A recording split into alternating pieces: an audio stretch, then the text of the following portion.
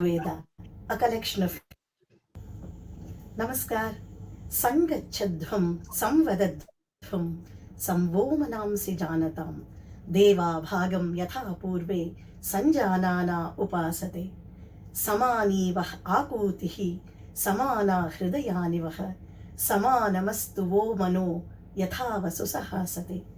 This is a beautiful hymn from Rigveda, a collection of hymns, a sacred one.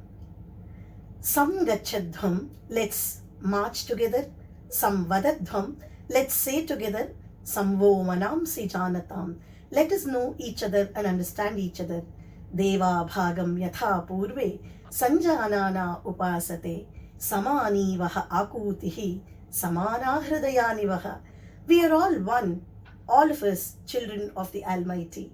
Let us all pray for the welfare of one another. With this beautiful prayer, we start a very beautiful RASAGRAAHI initiative from Sai Raman Nritya Kendra Tumakuru, headed, caption stayed by a very versatile, vibrant dancer par excellence, an architect, an orator, a multifaceted talent, Vidwan Sagar Tumakuru. Ladies and gentlemen, a very warm welcome to all of you to this yet another beautiful, thought-inspiring program series, Sankatha, a conversation. This conversation is with internationally acclaimed, great at art and heart, male dancers. Many of the male dancers have made Mother India very proud with their talent, with their prudent classism. Without any further delay, let's now take on to this first endeavor of Sankatha, an initiative by Sai Raman Nritya Kendra, Mysuru. I apologize, Sai Raman Nritya Kendra, Tumakuru, as a part of RASAGRAAHI webinar series. A very happy World Dance Day to all of you out there. Today, we have our first guest as an internationally acclaimed Bharatanatyam artist, Shri Mavin Khoo. A very brief intro of the consummate artist.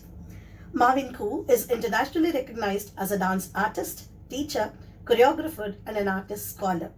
His initial training was at the Temple of Fine Arts, Sutra Dance Theatre, and Sri Wilayah Ballet School in Malaysia.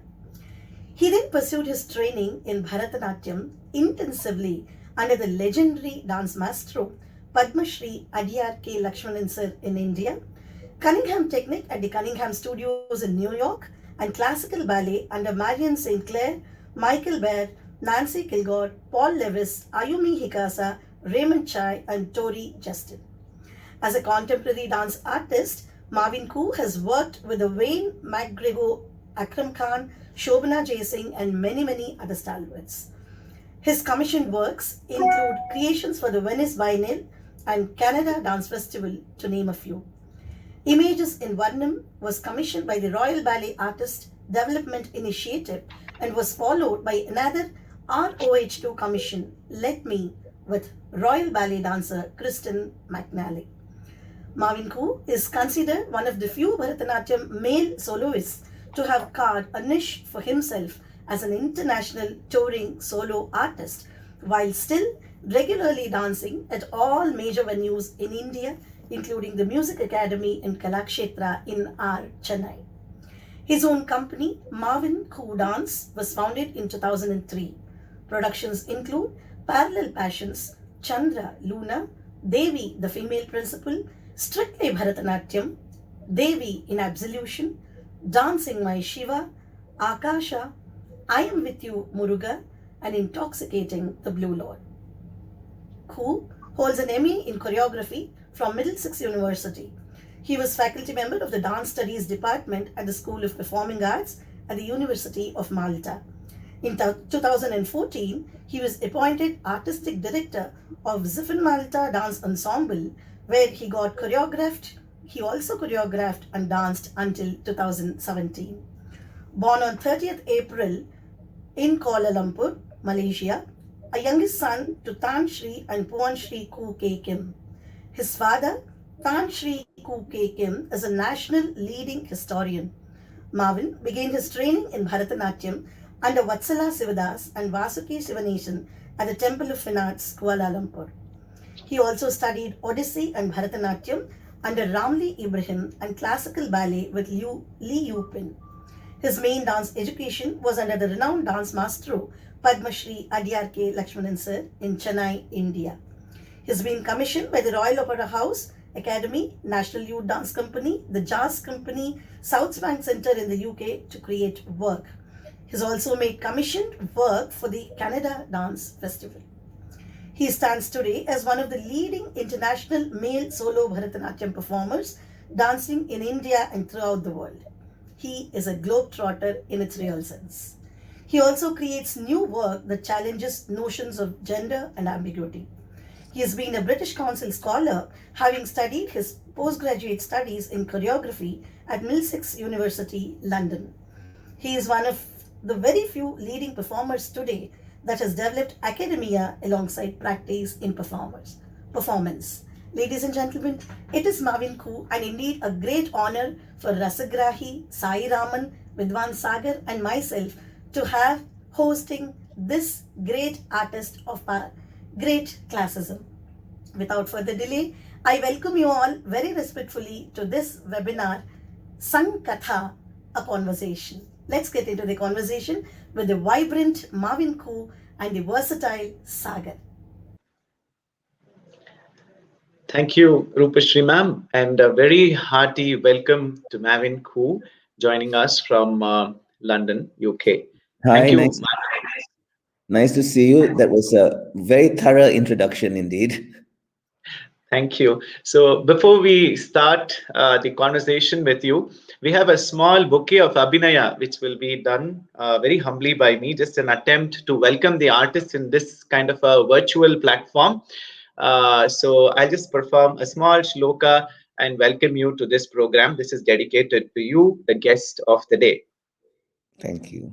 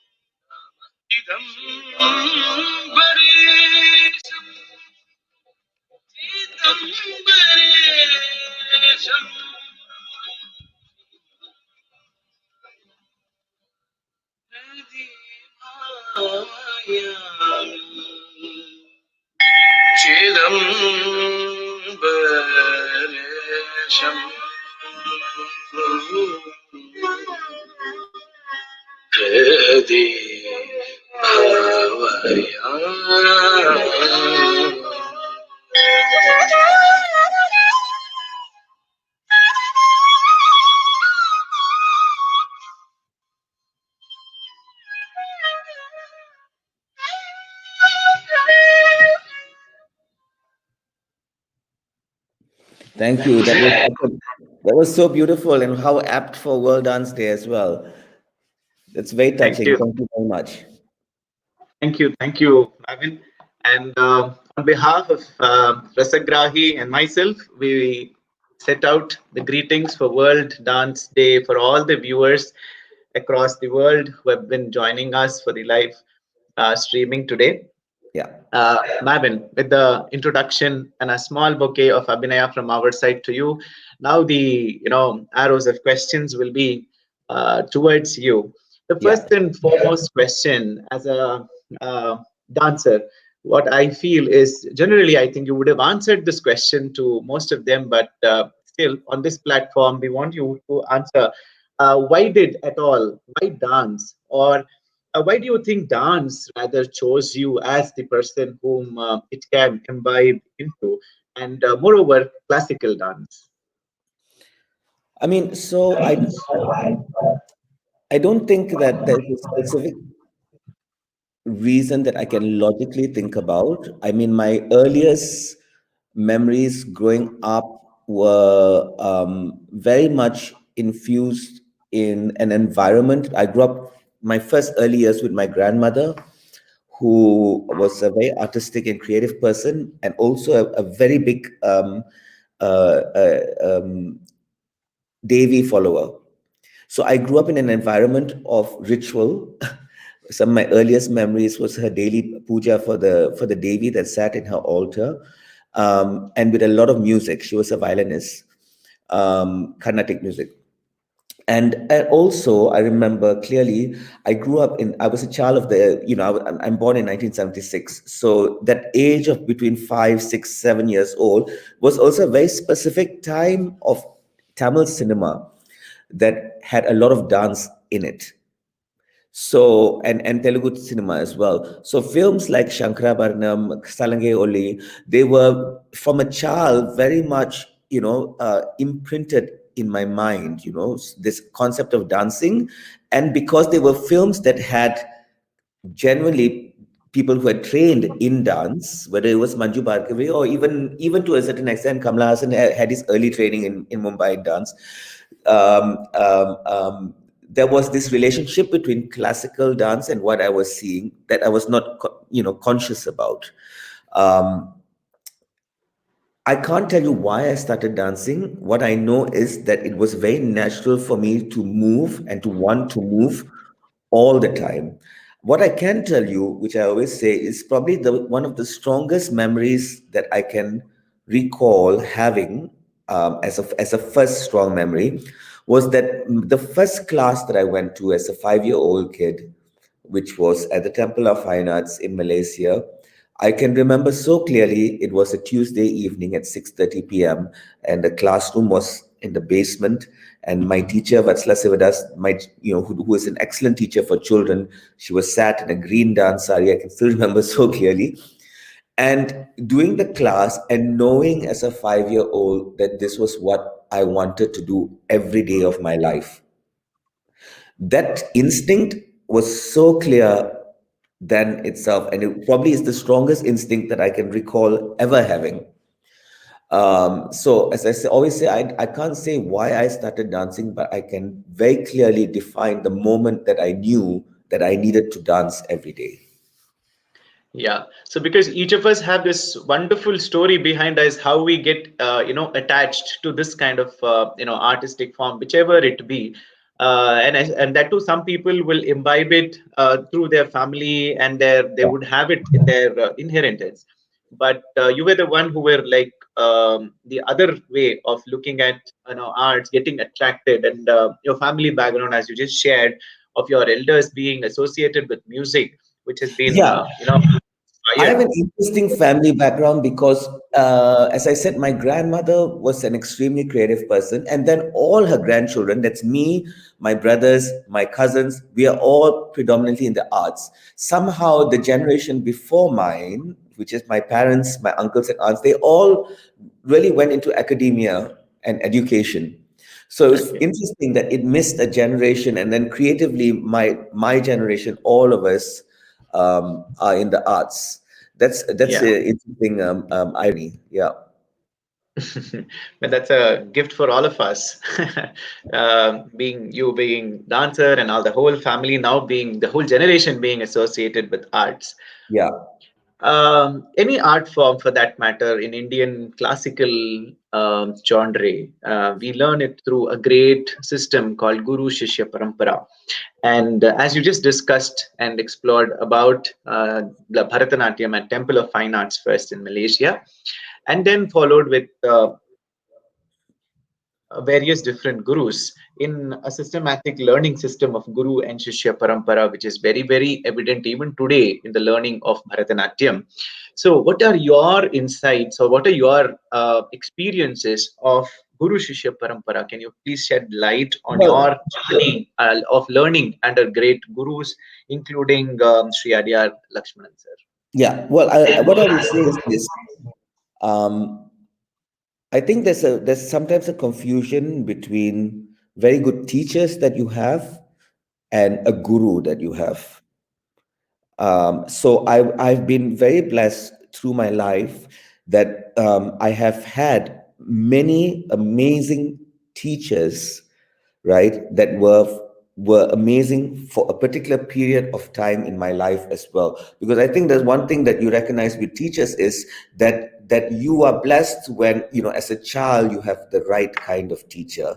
When you are a teenager, when you are an adult, when you're a professional, you have, as a classical ballet dancer, I've had many teachers, and I still continue to have many teachers, because it's what you are looking for at a particular point in your journey, and what that relationship is. A guru is something completely different, and I consider myself very fortunate because I did have the tremendous privilege of being with a guru, of establishing a guru shishya relationship with one guru, right? And that's Lakshman sir.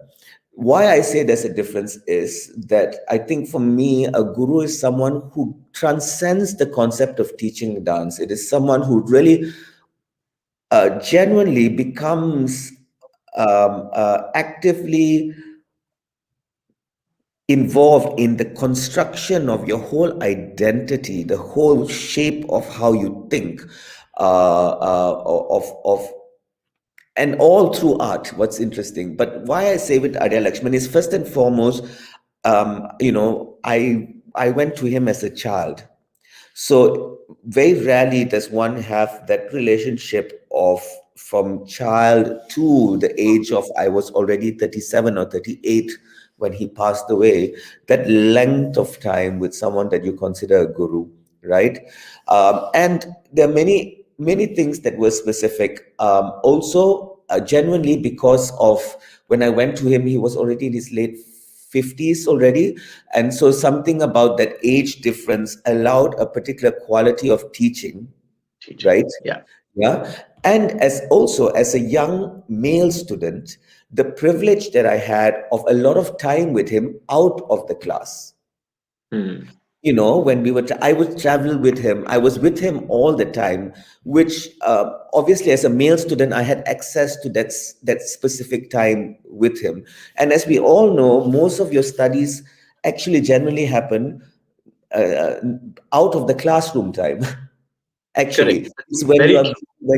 when you listen to the conversation, when he talks to you about life, when he talks to you about music. And many times it's when there are things that you yourself don't understand, right? But you have enough trust, and he has instilled enough trust that things make sense much later. For me, it was really only much later in my 30s that so many things that was giving me started to make sense, right? So I was very, very blessed. And also, I would say this, for me, we talk about I talk about this quite a lot, actually. We talk about Bhani a lot, right? Bhani has become a big, conversation pointer. And if people ask me what is the Bani that I come from, it's very easy to limit it to the concept of, oh, Lakshman says Chati, so Tirmanam, so, he's Danyasi Varnam, or this, or choreography. But for me, actually, the thing that he left me, and a few of what I would say were his disciples, as opposed to students that came to the school, for me, there was always a difference, right? For a few of us, was not just choreography or jatis, but it was the way we listened to music. It was the way we approached Sahityam. It is the way we thought about God. It is the way we think about raga construction and elaboration. It's the way we think about manodharmam. Those are the things that are very clearly defined by, for me, a deep sense of an Adyar Lakshman style. That's Yeah. great to hear. I heard a very interesting thing, because there are a lot of conversations these days in very different forums where they differentiated a teacher and a professor and a guru, and what are the differences and things like that. Interestingly, I found that you differentiate a distinction between student and a disciple. That's very interesting. Can you please say what are the inherent qualities to actually a student to transform himself to become a disciple, rather? Because I understood what is the inner emotion and meaning of what you said, but then for the people out there, and especially the youth and generation today who go for workshops and consider that they are their students or disciples in a very short span of interaction with the teachers or gurus. So how do you so I just want to know a little bit more about this distinction between student and disciple. Well, first of all, I would say, before I get controversial here, is that for me, I think it is very complex and almost sadly for me, in today's world, I think it's very challenging to establish a guru shishya relationship for what my experience was. And this makes me very sad because my experience of a guru shishya experience was so wonderful and so amazing, but I think in an environment today where I never questioned, I was, as much as I was devoted, I was always scared. We talk about that Bhaya Bhakti, Yeah, right? I mean, really, right till the end. And yet there was so much love and so much trust, and there was never a sense of questioning back, which didn't mean that I didn't have the intelligence to absorb and internally question, but there was a trust to wait for the answer. hmm. Right? Very And I interesting. think in today's environment, that's complex because as students want answers. And there are many things in something that is so intangible and such something that's so complex, like the experience of dance, the psychology of the dance, that you cannot put in black and white. Very true. Yeah. Secondly, you can't determine a guru shishya relationship. It is one that is built from chemistry.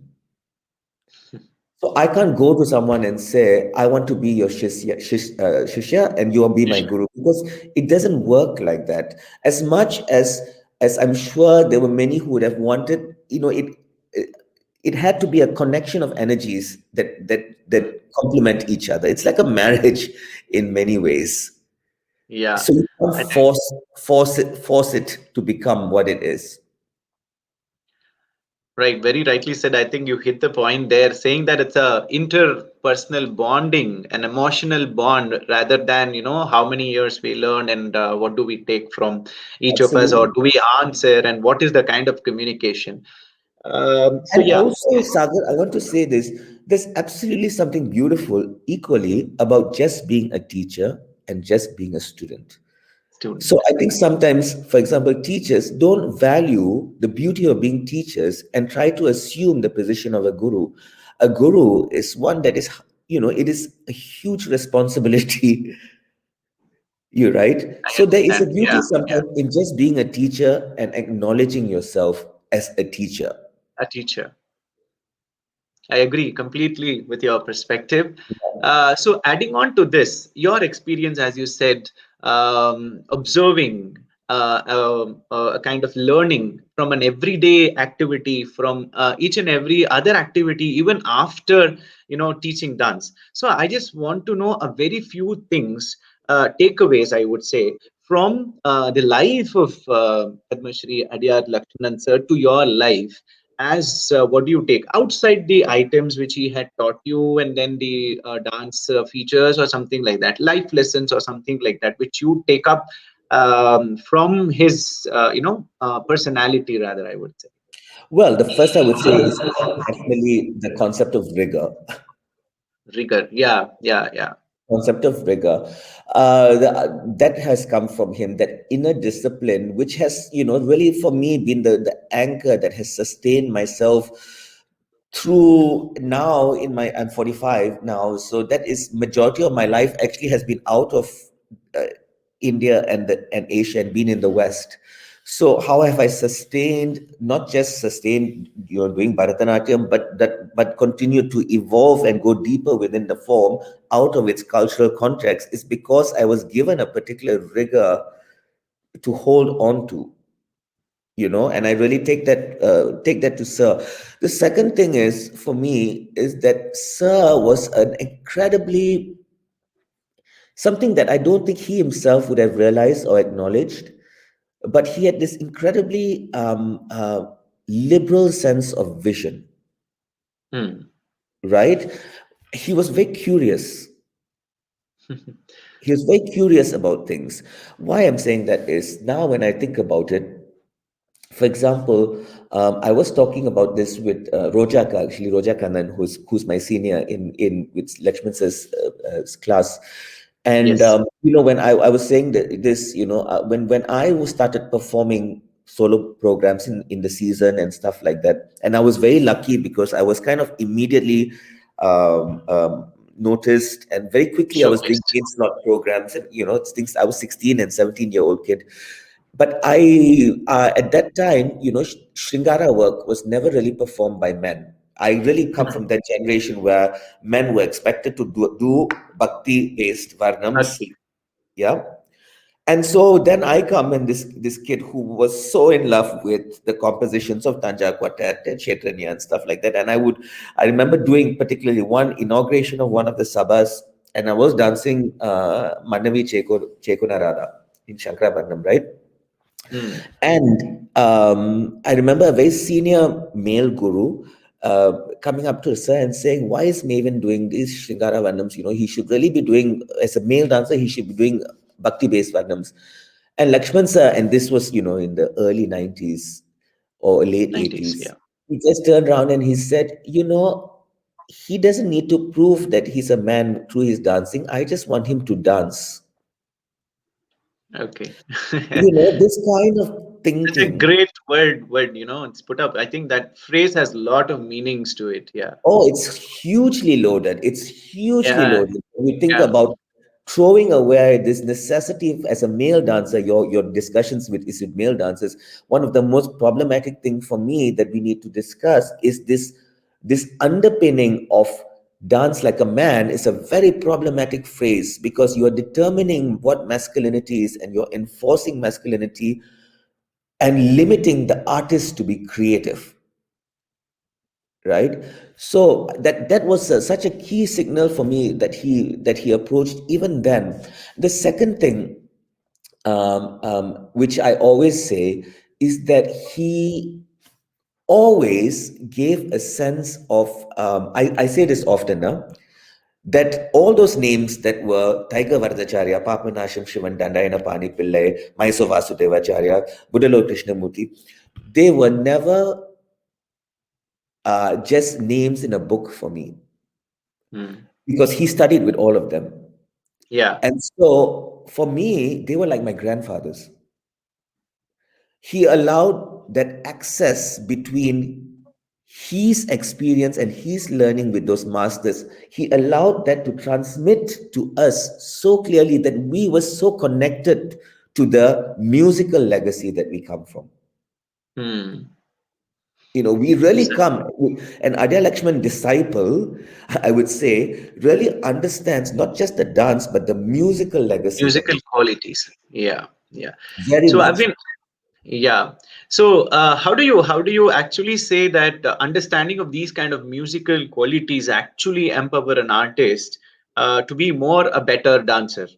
Well, you can start with a basic thing. For example, just a simple thing like, again, Rojaka and I were talking. We were so fortunate because every day, I'm saying every single day in class, we never did a Varnam without Lakshman sir singing at least about 7 to 8 minutes of Alapana. Oh, okay. So That's this is very the interesting. quality of music that we had in class every day, which means today as a performer, when I perform, I have never allowed my musicians to not sing alap. Because Yeah, that sets the whole mood and emotion for us to it even is feel and then crucial get because into the. Yeah, the raga establishes really what the Shtai Baba is first and foremost, correct. actually, That's right? very true. And it is an immersion of the musicians, myself, and audience into a particular energetic focusing of the work. So I am uncompromising on that, because that in itself. Then the other element of having a clarity in terms of, for example, if a singer comes and sing. Now, I'm very fortunate that I've only actually worked with, I've all these years I've had 3 singers that sing for me regularly. Yeah, it's Sir Lakshman Sir, OS Arun, and another girl I have, Purnima, who's been singing for me for 7 years now. The specificity of a musical style in performance. So I come from a tradition where the concept of gamaga is very important, and for example, brigas are not so much within our performative space. Yeah, the idea of how elaboration happens, how manodharmam happens in my performance is very much from a lineage of how I come. So I'm very specific with the singers who come to sing for me about the style of singing. Singing, yeah. And equally the violin or whatever, or even the mridangam. For example, the nadai is crucial for me. And more and more, we all know that it's almost impossible sometimes to listen to a beautiful Chatusha nadai when you go for a kacheri, because everyone is too busy trying to show off their mathematical skills. Yeah. Nadai is crucial. So it's small things like this that actually are very essential things, because without you realizing, or people realizing, there's an identification of a style That's that very is true. grounded. Yeah. That is grounded. Yeah. But I mean, just out of context, but very relevant to our conversation now. Given a time frame for performances, say they give slots of like 25 minutes. They say 30, but then including all those things, they are giving you like around 22 to 25 minutes. Or say if it's a 1 hour concert with a lot of items and varnam in your repertoire. So do you feel that there is a constraint in today's context for this Well, kind of sure, exploration? absolutely. Absolutely. Listen, I come from the generation where we were given 3 hour slots. I remember doing many Yeah, years, yeah, proper full margams and stuff like that. And then it was like, I blinked an eye, and one day I came back to Madras, and suddenly a performance was 1 hour, 15 minutes.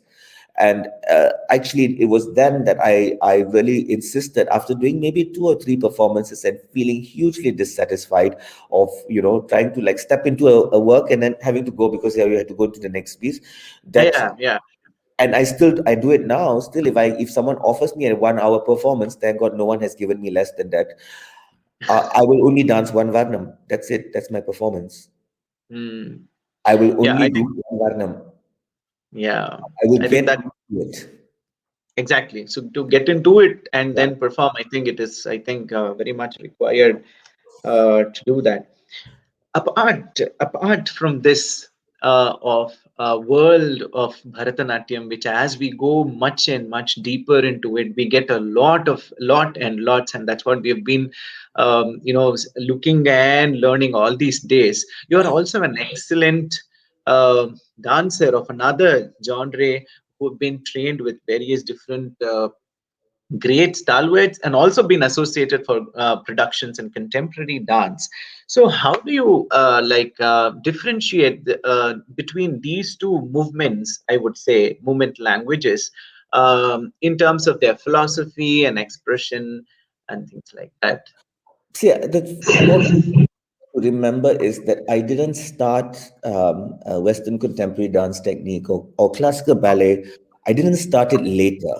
I also started them equally when I was a child. So, as a child, the benefit and advantage of that is you don't think, you just do, right? Very So the true, very true. body started to become pliable in kind of physically going into different ways of moving without overthinking. And I think this concept of overthinking is important, to the point that as eventually as an adult, yes, I became very comfortable at shifting between styles. Now I think what is important to say is that when people sometimes, when I come to India, people do ask me, dancers do ask me, oh Anna, I would love to do ballet or contemporary dance. How come you? Is is I've never done it as something, I didn't do classical ballet for 3 years as a workshop or something like that. I still do classical ballet class every day. Hmm. So it has been my whole life. Part of it. Yeah, it's part of It's, your it- life. That's it's what. not something that I step into and step out of. And neither is Hmm. Bharatanatyam. I have built, and that's why sometimes my life is a bit more intense, because I consciously work very hard at sustaining both. Very true. I don't Very true. allow And I one think to. this is a very valid point. Just sorry to interrupt you, because it's a very valid point, because people nowadays take these as a skill development things. Once you base on one style, you do go to some other genre, learn that for 2 years, 3 years, start incorporating into your dance and things like that. But Yeah. when I see your dance and when I see your productions, they're very, very rooted in the basics and exploration of the same techniques in the same way. That's, I think, very, very interesting thing, which I really liked. And I'm very surprised too that you don't bend both of them, and you keep that flavor of each of those art forms very Yeah. intact, and things like that. Well, So yeah. what's interesting is what happened as I grew older is, instead of actually, as you said, I studied Bharatanatyam, I studied Odissi, I was performing Odissi for a long time, and contemporary dance has many different genres as well, and classical ballet. Was that as I got older, I actually started to strip off things that, for example, I stopped dancing Odissi really when I was 16 or 17. Uh, uh, and it was interesting why I stopped dancing Odissi, because in many ways, I think my body actually, ironically, suited Odissi more than Bharatanatyam. But I found for me that the way I was able to start studying Bharatanatyam, the kind of depth I was able to go into, the resources I could go and find also, yeah, not just in the form, but in the language, in the music, and stuff like that. I found that I was finding it very limiting with Odissi. I felt like I couldn't go deep into it, Mm, me personally. mm. Personally. And however much I loved the form, and actually I was quite good at the form, it was very important for me to have the humility to say I can't do it, because I know I will never be able to go as deeply as I know I can with Bharatanatyam. Mm. So there's something else about accepting not to do. And limiting yourself and exploring into one kind of, Yes. focusing yourself into one. There's nothing Yes. wrong in learning all of them, but you say that we need to focus on to which is our interest, and also the possibility by us would be the challenge, is what you I mean, Sagar, even as recent as last week, someone had sent me a message saying, "Oh, I heard that you used to dance Odissi. Do you think you could dance one piece?" And however tempting it is, and sometimes I do think, "Oh, I would love to put a pallavi and dance it." But I know today, after all these years, if I dance Odissi, it is so foreign to my body. Hmm. Which means even if I can externally pull it off, there's a dishonesty in it.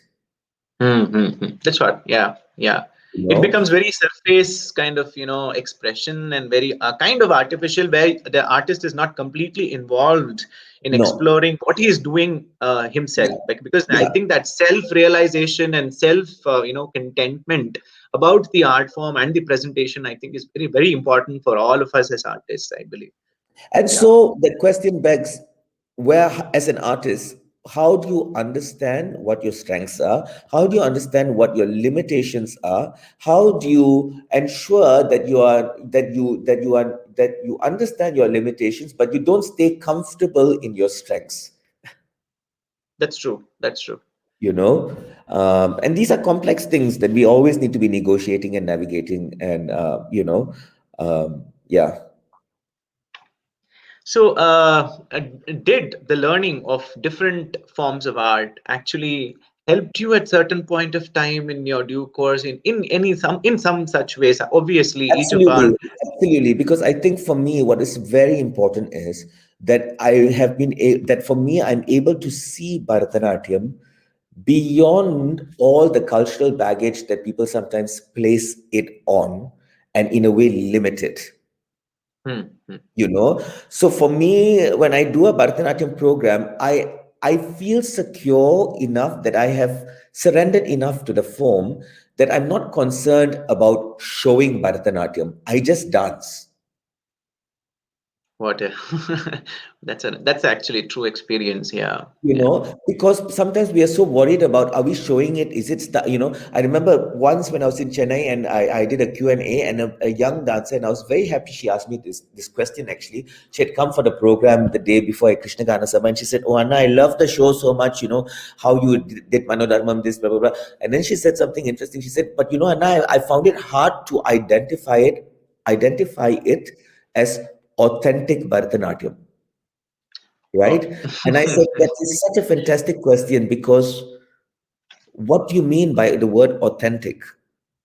And do you see Bharatanatyam purely on the basis of, is an adavu done this way? Is kirataka tarikaratum that way? Is the nata presented that way? Or are you able to understand, for me, Bharatanatyam now is not just about doing Teyum Tata in a particular way, but it is about an innate sense of the classical experience. So when we look at the concept of classic, I always say classicism is a whole philosophical value in how you immerse yourself. So I can present something classical by putting all the correct costume and the right music, but I might not embody classicism The in my spirit, dancing. the spirit, The the spirit of spirit of, classicism. yeah, yeah. So it's a whole, I said, so it's something to think about. And also at the age in my 40s, let's be honest, my body is too infused by so many other genres that of course it's not going to be authentically Bharatanatyam, in the sense that it is no longer a purely Chennai trained body. And there lies actually, for me, the grandeur of Bharatanatyam. For me, what is amazing is that today I can stand on a Kalakshetra stage or in a Sadler's Wells theater, and dance the same Mohamana Varnam, right? And that I can stand there in Kalakshetra as a very contemporary urban man of London, right? And that Ponea Pillai will still come and speak to me. Now that is the grandeur of the form. That's true.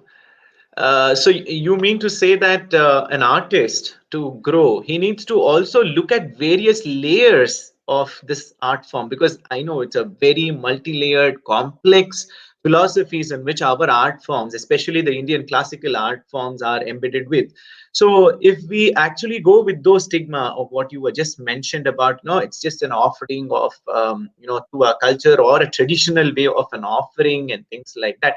There are a lot of transitions which have been happening. So you mean to say that accepting the transitions in different way how we are doing it, I think it should be acceptable to the way the presentations also go through, and also it should be acceptable the way a person can imbibe this art form in today's, what we can say, changed Absolutely, world. absolutely. Because I always say this when I coach dancers, right? I say, listen, we call ourselves artists, Mm. and we say we are presenting art. Art really is about discourse, right? There's a Very true. difference between having the conviction as an artist to say that I'm going to come on stage and my art is going to be, number one, experiential for you, and number two, it is going to be a point of discourse.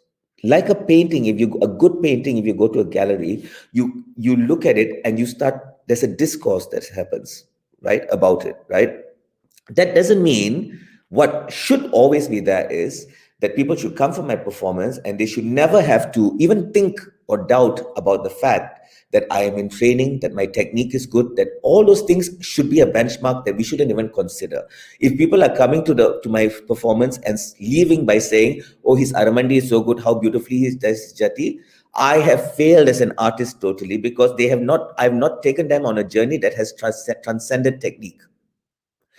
But if I'm going to present art, then we should be in a space where an audience member can come up to me and say, Anna, I love the performance, but I couldn't understand it as authentic Bharatanatyam, because there I've created discourse.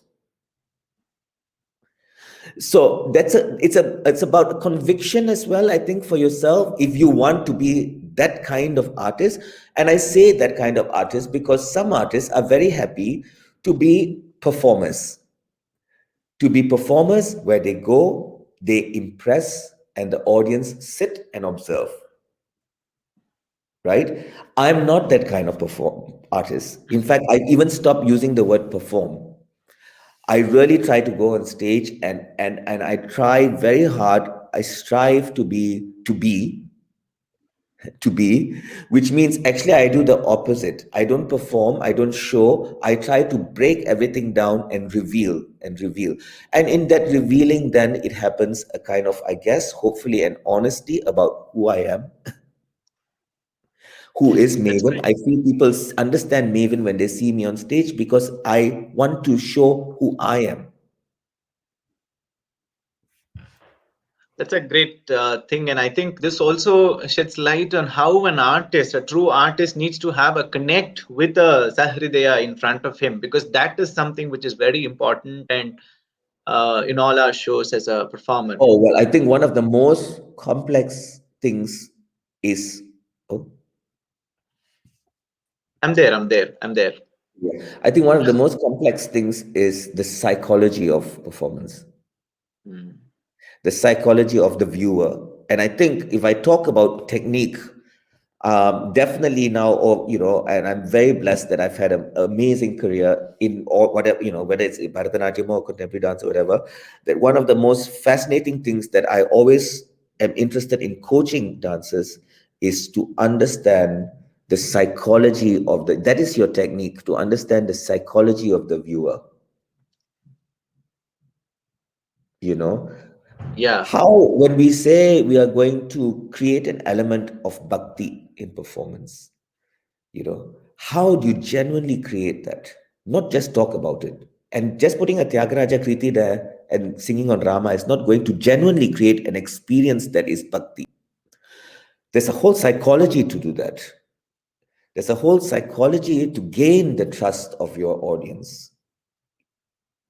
Trust is a very important part of performance. How do you gain the trust of your audience? Yeah, so then only I think that trust builds an engagement between the art and the artist and the viewer, I believe. Yeah. Absolutely.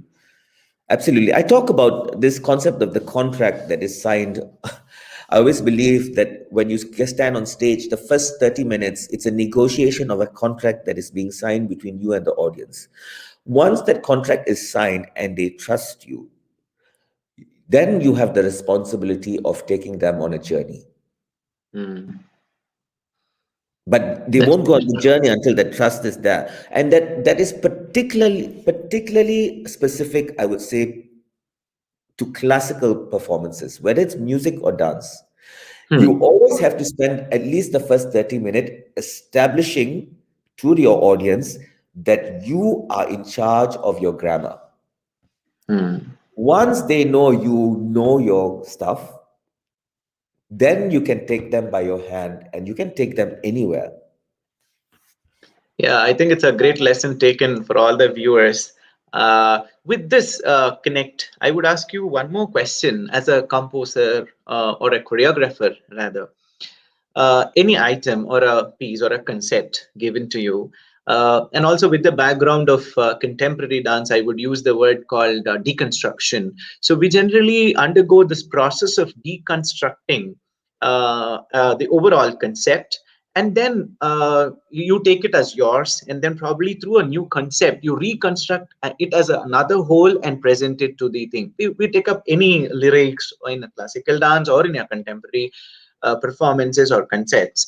So how do you generally go through this process of choreographing a dance, looking at the space, considering the space and the performance and all other constraints even the dancers need to take care? I mean, there's several things. I would say the first thing is one of the danger zones I think that we have as South Asian performers is that we come from a cultural context where philosophy is a very tangible companion to the way we are brought up, to the way we think. Yeah. Now, I think one of the danger zones is because we are so attuned to conceptual thinking, right? We're able to talk philosophy very well, right? The danger zone, many times, I feel, is that we are able to talk about the process of how we are creating, how we are taking, I don't know, a really concept idea of Akasha, and then, taking it into the making it a piece of choreography. Many times we're able to talk about it, but we can't show it. I've gone for too many panel conferences where the talk is amazing, and then I look at the work and I don't see Presentation. what they're talking about. Right? So for me, concept is a dangerous thing.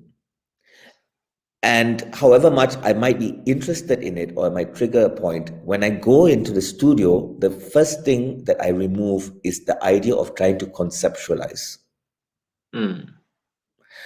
I go right to the basic. I've understood that it's a concept that has triggered me, but I go back to the dancing body and to see whether the dancing body is expressing something. So then I try to understand, what is it expressing. So I'm not trying to force the body to sit into a concept. I'm understanding what the body is saying, right? The second thing that's very important for me is I try never to do something that I'm not absolutely in love with. So if someone said to me today, come and do a piece about, I don't know, using motion capture technology, whatever, that's fascinating, but I'm just not interested in it. So I'm not going to do a piece about that.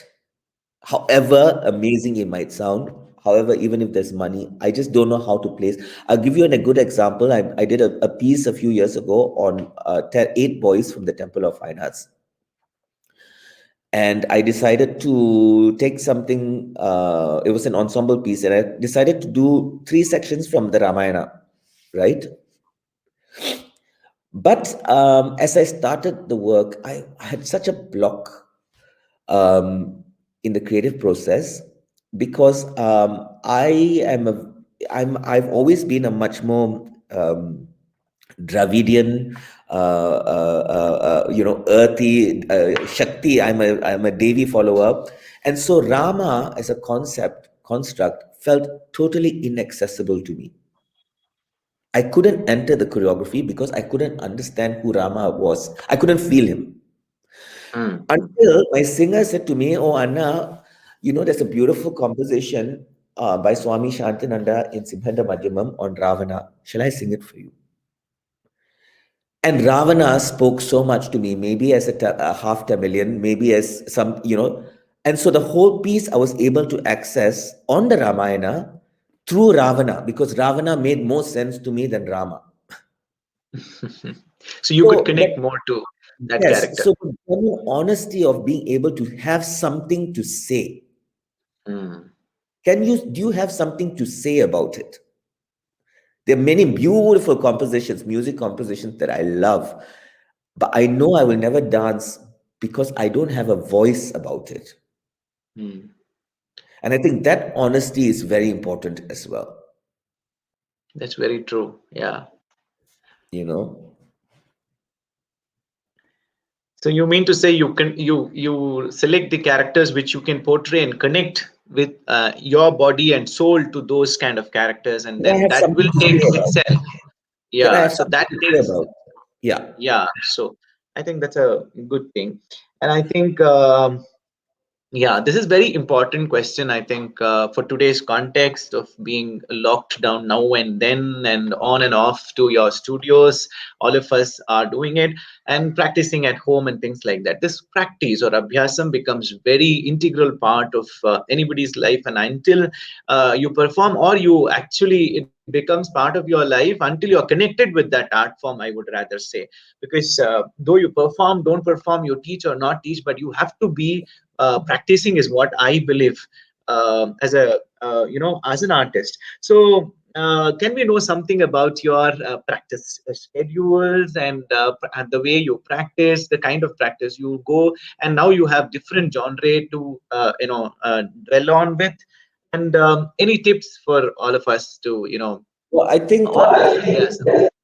I think one a very important thing to always remember is there is a huge difference, and one should make the clear difference between training and rehearsing.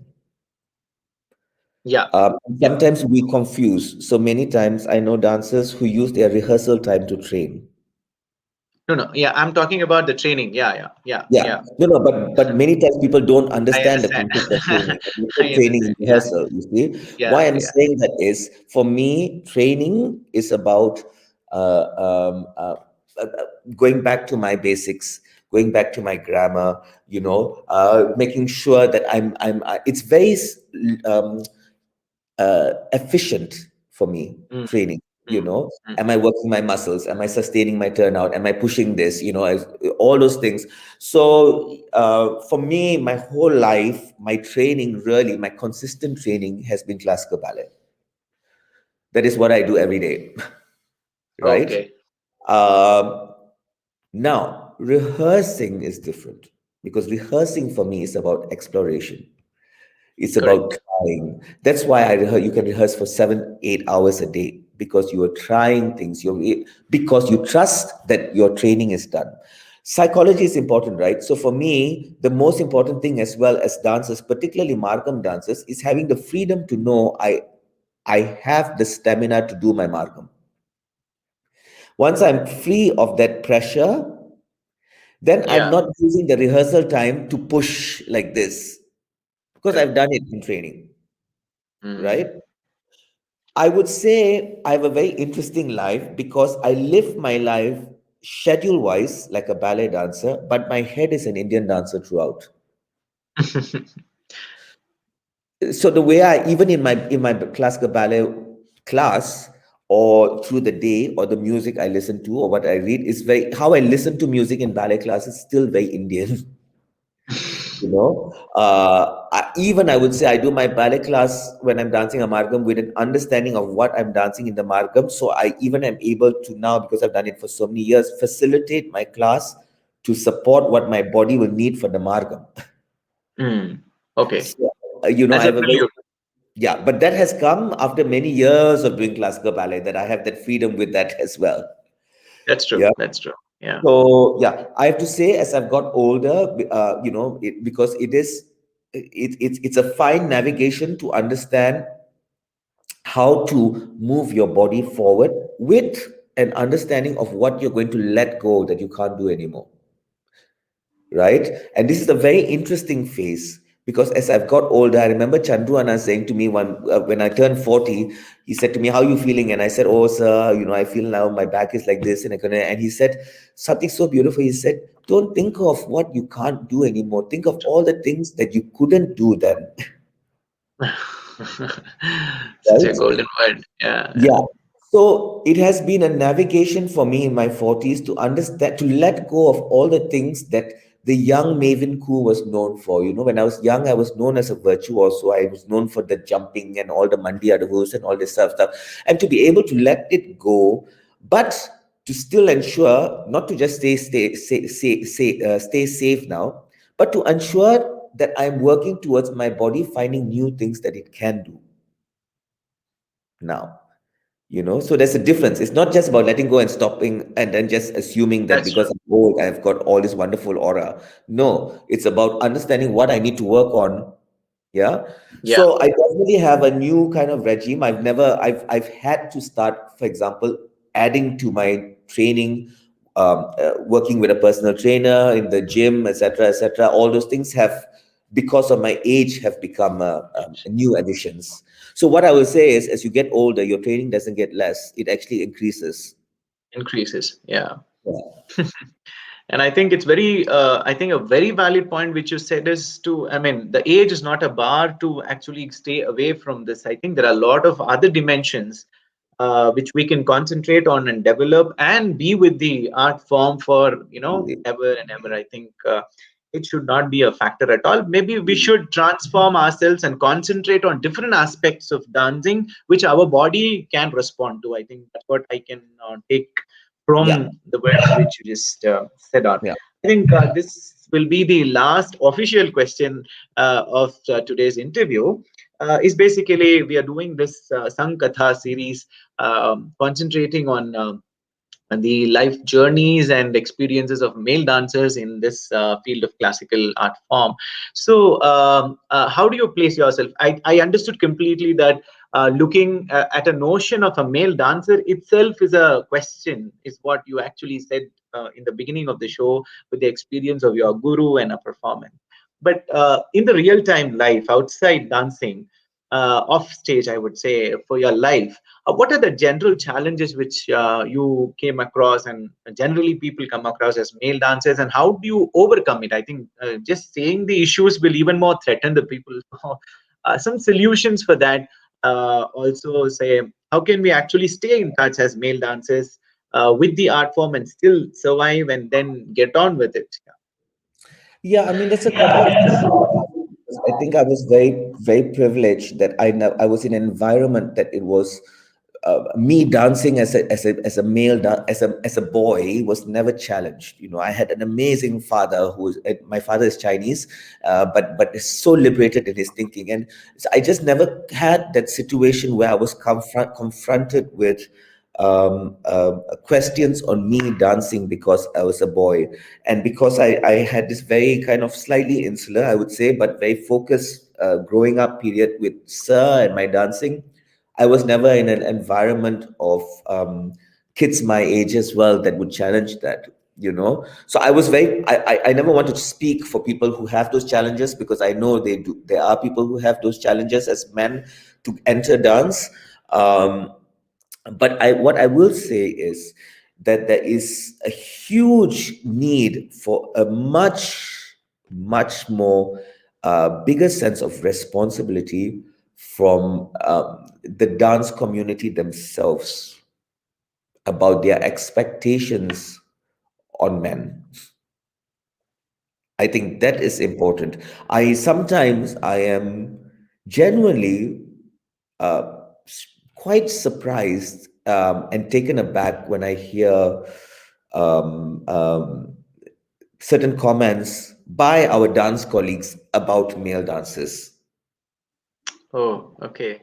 Yeah, and it really stems for I know I said this before, but I really do think that um, this perception of defining what masculinity is a very problematic one. It's a problem anyway socially, and it's even more problematic when it's from a dance When you perspective. start, yeah, yeah, You exactly, know, exactly.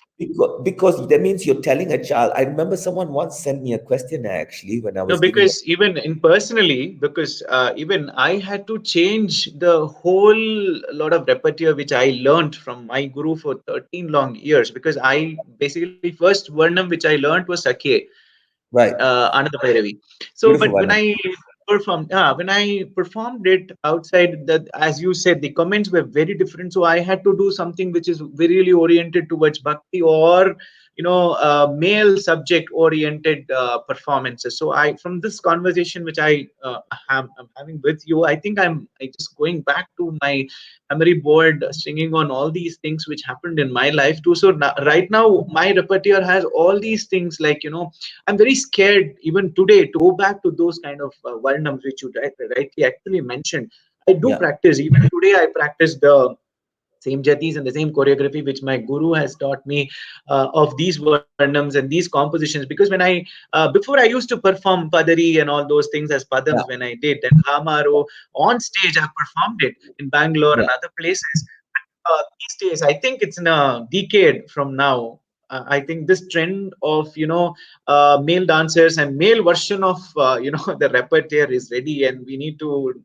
If you are doing an ashtapadi, it is either Mamiyam or yeah, yeah, Priya Charushile and not the other ones. And I don't understand what is the whole intention all about. I understand that it might suit the physical appearance, but are you as an audience looking at the physical appearance or the of the dancer and understanding the subject of the dance, or Yeah. are you involving?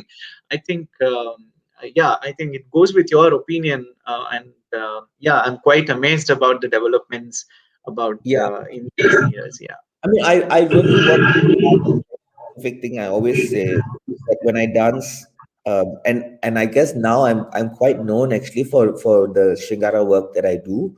Um, uh, for me, it's a very interesting line because it is about. I always say what I work at is I don't try to assume a concept of female construct. What I do is I try to remove all the masculine constructs. So actually, what I try to find is a place that is completely on one level free of being female or male, and on another level is female and male.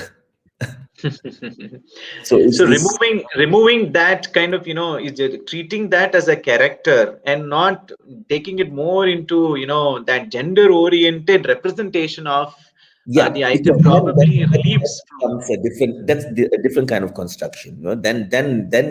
Then the question would be, well, I should just be in Shri Vesham. Right? But why am I choosing to do it like this? So I really try to go to break all of it and go in this very, very ambiguous place that is neutral so that the dance can speak. And this has been my point. I always say to teachers, please let the boy student just dance.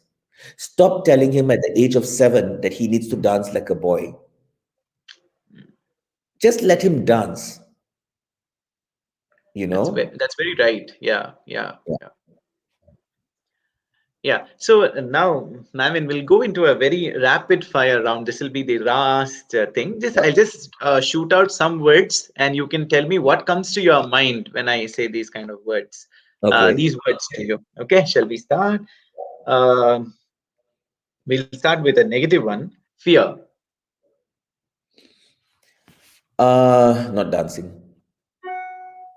joy, Um,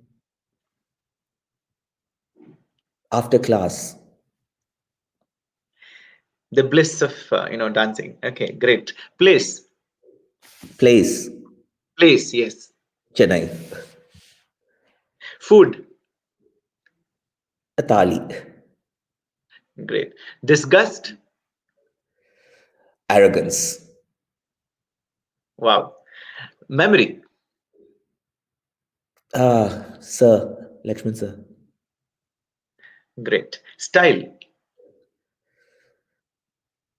body, Light.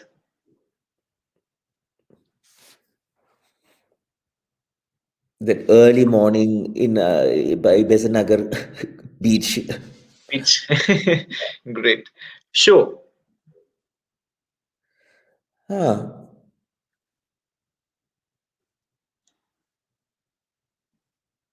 I have 2 points to it that are quite different. One Fine. is it's not who I am anymore, and the other is a Sabah Great. Travel. aeroplane, Great. Book. children's books. Interesting. And the last one in the queue, dance. Oh, that's my life. Great. Thank you, Mavin. I think we Thank covered you the so much. whole 1 hour conversation in this rapid fire questions, and I think it will be very short answers, but they'll have a lot of inherent memories and our influences and our takes on these kind of things. Yeah. And finally, any message which you want to live for this World Dance Day occasion to the world through our show. Well, all I'll say is, happy World Dance Day to everyone. And then I also want to say that, we are living in a very complex time period in the world. And I just want to share with all particularly the young dancers there, just to sit with the moment. Don't feel the pressure to do anything. Don't feel the pressure to produce anything unless you want to. Yeah, sometimes it's so important just to be silent as well. And I feel like this is a moment to be reflective, to be silent, and to stay uh, connected to people, and to also look at the bigger picture beyond the bubble that we sit in as dancers. And sometimes that it can be a more deeper way of dancing.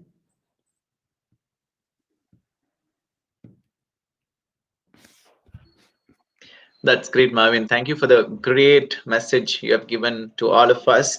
And from Rasagrahi Initiative and myself personally, we thank you a lot for accepting the invitation, My for pleasure. being one of the great resource person for this show. And I'm sure that this series will go very successfully further with people sharing these kind of experiences of their life and lessons they've learned, and make it more inspiring for all of us out there watching. So that I think, as you rightly said, at this point of time is the time where we actually stop, stare, and then calm down and look forward, and Yeah. plan and then move in our life. Yeah. So a lot of things I think could have been there on panel, but I think we require a lot and lots of time to explore Let's, you as a personality. But with the time frame we have, I think we've explored as much as possible of sure. your life. Thank you so much, Marvin. Thank you, and take care and stay safe as well where you are. Yes, yes, thank you. Do Bye. you want to? Thank you, thank you, thank you, thank you all.